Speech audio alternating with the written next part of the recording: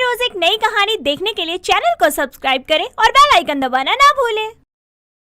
कुंती देवी अपने पांचों बेटों मयंक, गौरव, आशीष, प्रभात और नमन की शादी 5 अलग अलग घर की लड़कियों सुमन, माया, नैना, काया और अमिता के साथ करवा देती है, जिसके बाद शुरू होता है असली युद्ध। एक शाम पांचों बहुएं रसोई में खाना बना रही थी और कुछ ही देर में पांचों के लड़ने की आवाज हॉल में बैठी कुंती के कानों पर जाती है और वो उठकर रसोई में जाकर कहती है, अरे तुम पांचों की पांचों कौन सी बात पर महाभारत करने में लगी हो?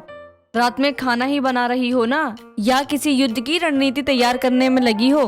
माँ जी, बना तो मैं खाना ही रही थी, लेकिन मैंने देखा कि ये छोटी देवरानी अमिता मेरी लाई कढ़ाई में खाना बना रही है। माँ जी, ऐसे तो जिठानी जी मेरे मायके से आया हुआ मसलेदान यूज कर रही है, मैंने तो कुछ नहीं कहा। माँ जी, हद तो तब हुई जब ये पहले खाना बनाने पर लड़ने लगी। मैंने तो बोल दिया था ये गैस इंडक्शन तो मेरे घर से आया है, तो खाना तो इस हिसाब से मुझे बनाना चाहिए।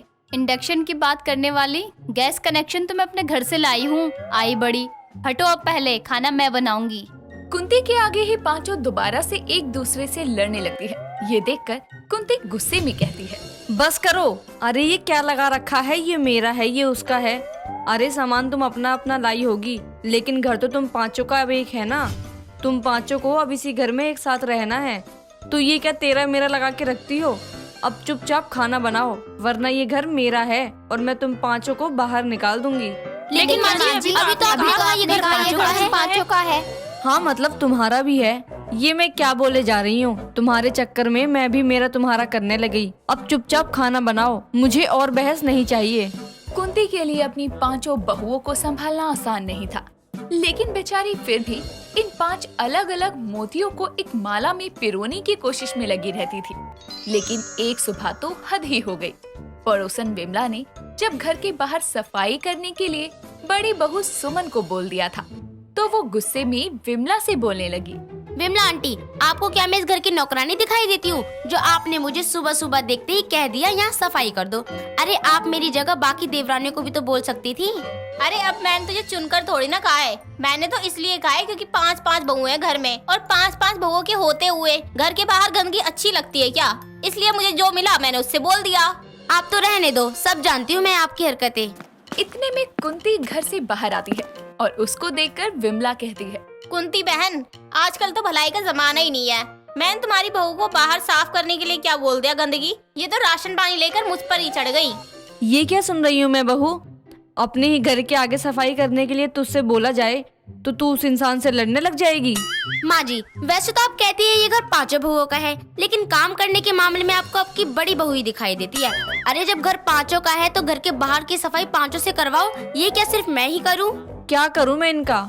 जब चीजों की बात आती है तो ये मेरी है करती हैं, और जब काम की बात आती है तो ये घर हम 5 का है तो 5 से काम करवाओ।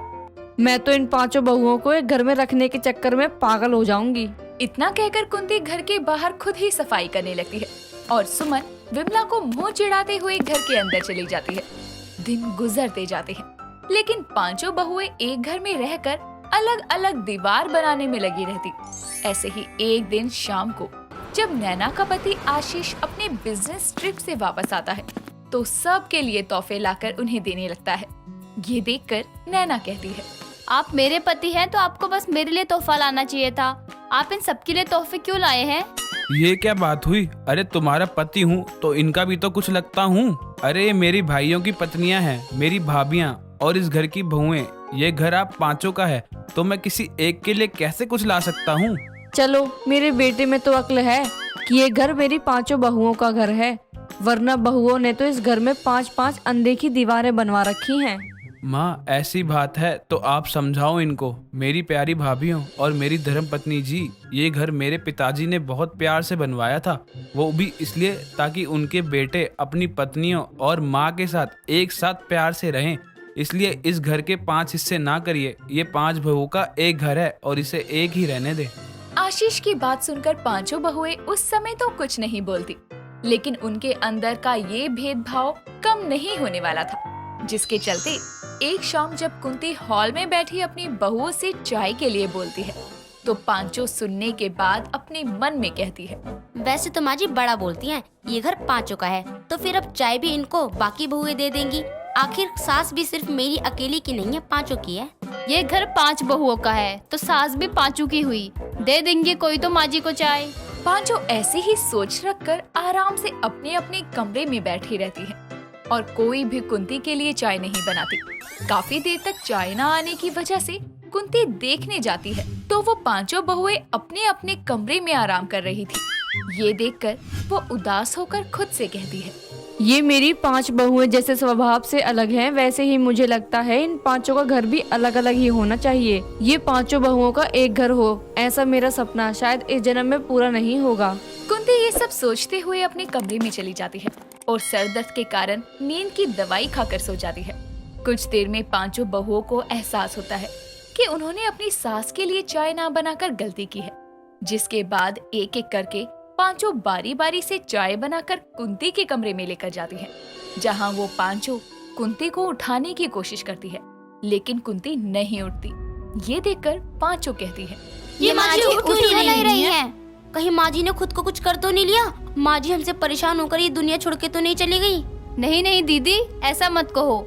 माना हम हमेशा लड़ते रहते हैं लेकिन दिल से इस घर को हम अपना मानते हैं और माँ जी भी हमारी अपनी है। माँ जी उठिए ना। माँ जी देखो ना, आपकी 5 बहुएं कभी नहीं लड़ेंगी, न ही घर की चीजों पर न ही किसी काम पर। हाँ माँ जी, हम 5 इस घर को मिलकर संभालेंगी। आखिरकार आपकी 5 बहुओं का ये एक घर है, लेकिन उसके लिए आपको हमारी मदद करनी पड़ेगी। इसलिए उठिए ना माँ जी, प्लीज। माँ जी उठिए ना प्लीज प्लीज। 5 के लाख उठाने पर भी जब कुंती नहीं जागती तो 5 उसे हॉस्पिटल लेकर जाती हैं, जहां कुंती के 5 बेटे भी आते हैं, जिसमें से आशीष अपनी पत्नी और भाभीियों से कहता है, नैना भाभीियों, क्या हुआ है माँ को? उनकी तबीयत अचानक से कैसे खराब हो गई कि उनको हॉस्पिटल लाना पड़ा? आशीष जी, ये सब हमारी गलती है। माँ जी ने हमसे परेशान होकर नींद की गोलियां खा ली।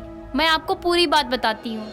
नैना रोते हुए आशीष और कुंती के बाकी 4 बेटों को चाय वाली बात बताती है, जिसको सुनकर आशीष गुस्से में कहता है, आप 5 ने तो हद कर दी।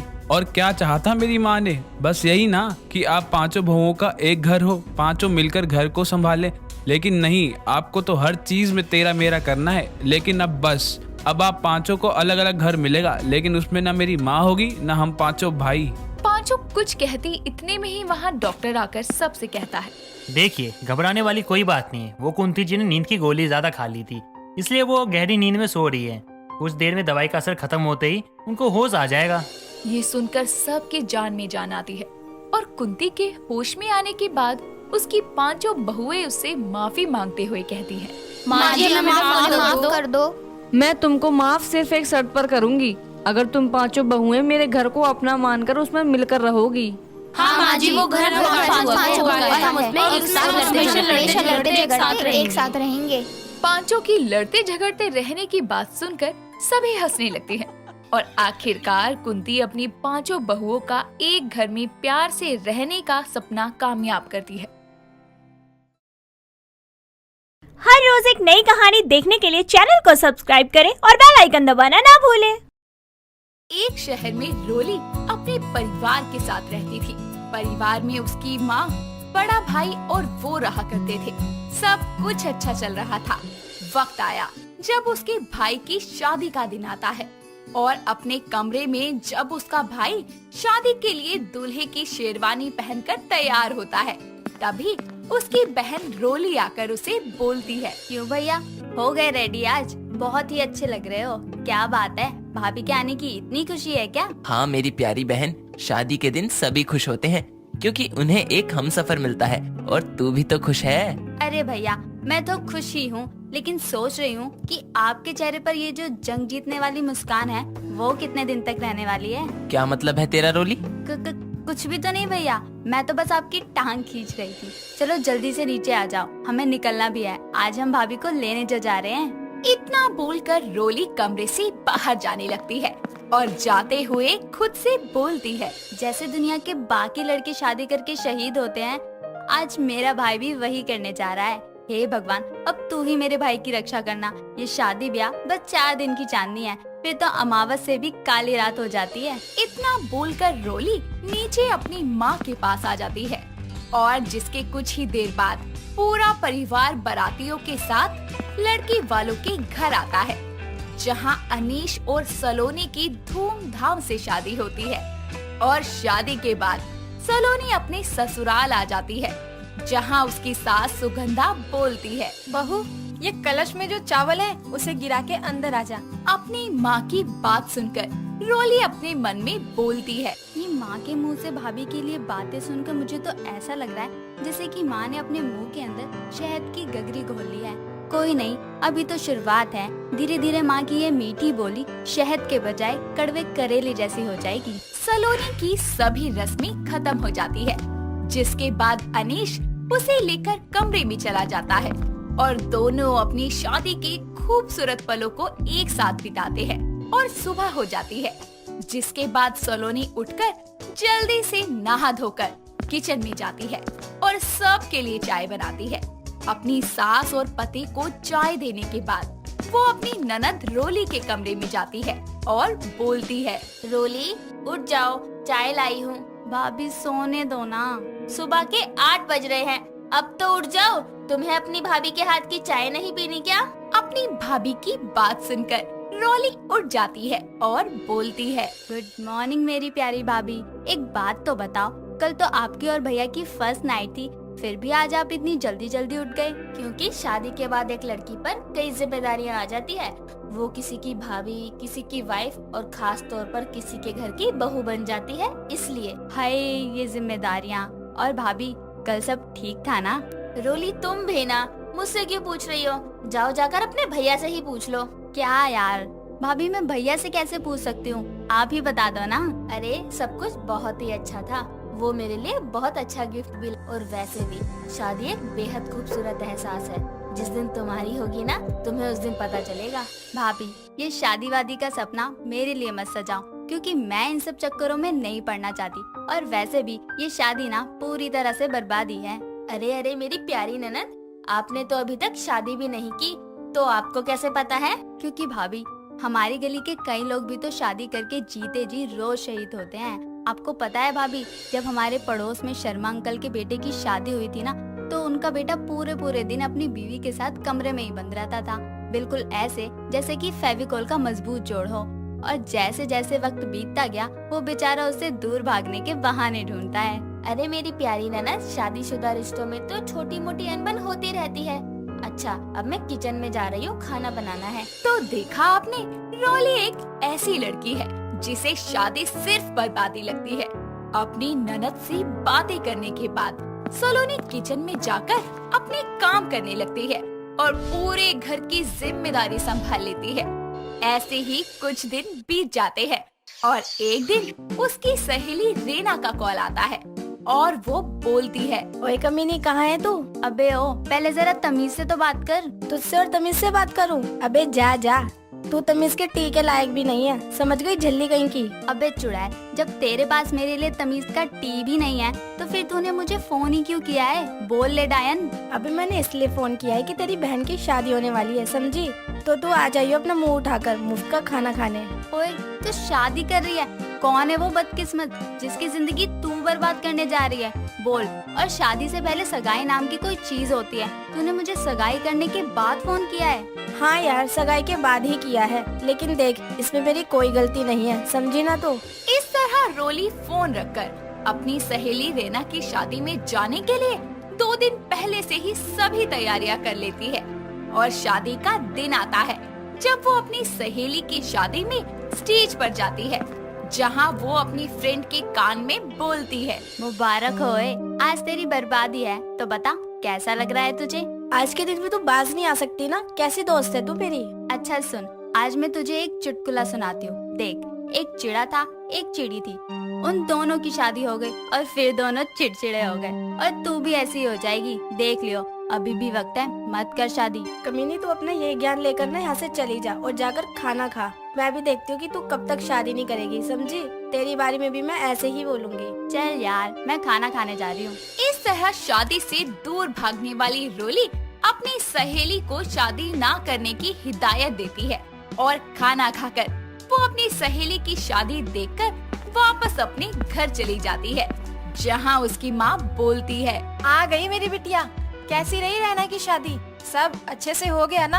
अरे माँ, अभी तो सब कुछ हो गया और उसे शादी की खुशी में आसमान के चमकते तारे दिख रहे होंगे। लेकिन माँ तुम देख लेना, जैसे ही शादी के कुछ दिन बीतेंगे ना, रैना को बस टूटते तारे दिखेंगे। अपनी माँ से बात करके वो अपने कमरे में चली जाती है और ऐसे ही कुछ दिन बीत जाते हैं और उसकी फ्रेंड का कॉल आता है और वो बोलती है, और क्या कर रही है? कुछ नहीं, वेली बैठी हूँ। लेकिन तूने कैसे फोन किया मुझे? क्या हुआ? कुछ ही दिन में शादी की खुशी ने तुझे दुखी कर दिया क्या? हाँ यार, अब तो मेरा पति भी मुझसे दूर जाने के बहाने ढूंढता है, इसलिए मैं बोर हो रही थी तो तुझे फोन किया। और तो और काम इतना ज्यादा होता है कि उसी में दिन बीत जाता है। देखा, मुझे तो पहले ही पता था कि शादी के बाद यही होता है। अच्छा है, मैं तो ऐसे ही ठीक हूँ और मैं शादी वादी कभी नहीं करूँगी, कभी नहीं। रोली अपनी फ्रेंड से बात करके कॉल कट कर देती है। तभी उसकी माँ उसे बुलाती है और बोलती है, रोली, ये फोटो देख और बता कि इनमें से तुझे कौन सा लड़का पसंद है शादी के लिए। अरे माँ, आपको किसने कहा था लड़का देखने को? मैं शादी वादी नहीं करूँगी। क्यों नहीं करेगी तू शादी? देख रोली, अब बहुत हो गया तेरा, समझी? ये सारे खानदानी है, इनमें से किसी से भी तेरी शादी हो गई तो तू राज करेगी, समझी? माँ, राज का तो पता नहीं, लेकिन हाँ, शादी के बाद काम का जरूर करना पड़ेगा। और फिर जैसे जैसे वक्त बीतता है तो सास और पति का रवैया ऐसे बदलता है जैसे कि अनजान सफर में अनजाने लोग। ऐसा लगता है कि बस बहू घर नहीं लाए बल्कि काम वाली बाई लेकर आ गए हों। इसलिए मैं नहीं करने वाली शादी। हे भगवान, अब इसे तो बस सलोनी बहू ही समझा सकती है। रोली अपनी माँ को अपने मन की बात बोलकर वहाँ से चली जाती है। जिसके बाद सुगंधा अपनी बहू सलोनी को शादी के लिए उसे मनाने की बोलती है और सलोनी अपनी ननद के कमरे में जाकर बोलती है, रोली, माँ जी ने इतने अच्छे रिश्ते देखे तुम्हारे लिए, फिर भी तुम शादी से मना कर रही हो। आखिर एक दिन तो तुम्हें अपने घर जाना ही है ना, फिर क्या दिक्कत है? क्योंकि भाभी, ये शादी ना बिजली की उन दो तारों की तरह है, जो सही से जुड़े तो रोशनी और गलत जुड़ गए तो धमाका। ना बाबा ना, मुझे शादी नहीं करनी। लेकिन रोली, तुम मुझे और अपने भैया को ही देख लो ना, हम तो शादी करके बहुत खुश हैं और शादी एक लड्डू है, अगर तुम खाओगी तब भी पछताओगी और नहीं खाओगी तब भी पछताओगी, तो इससे अच्छा खाकर ही पछता लो। ठीक है भाभी, आप माँ को बोल दो कि मैं रेडी हूँ शादी के लिए। इस तरह सलोनी के समझाने पर रोली शादी के लिए हाँ कर देती है। जिसके बाद पूरे परिवार के पसंदीदा नील नाम के लड़के से उसकी शादी होती है। रोली अपनी शादी के बाद जिंदगी को बहुत एंजॉय करती है और बोलती है, मैं तो खामखा ही डर रही थी शादी को लेकर, लेकिन सच में शादी एक खूबसूरत पल है और मैं नील को अपने पति के रूप में पाकर बेहद खुश हूँ। इसका क्रेडिट सिर्फ भाभी को जाता है, वरना मैं तो शादी के लिए मान ही नहीं रही थी। देखा दोस्तों, कैसे रोली को ये समझ आया कि शादी बर्बादी नहीं बल्कि एक खूबसूरत वक्त और एहसास है। दोस्तों, अगर आपको ये कहानी पसंद आई तो इसे लाइक करें, शेयर करें और कमेंट करके बताएं कि कहानी में आपको सबसे अच्छा क्या लगा।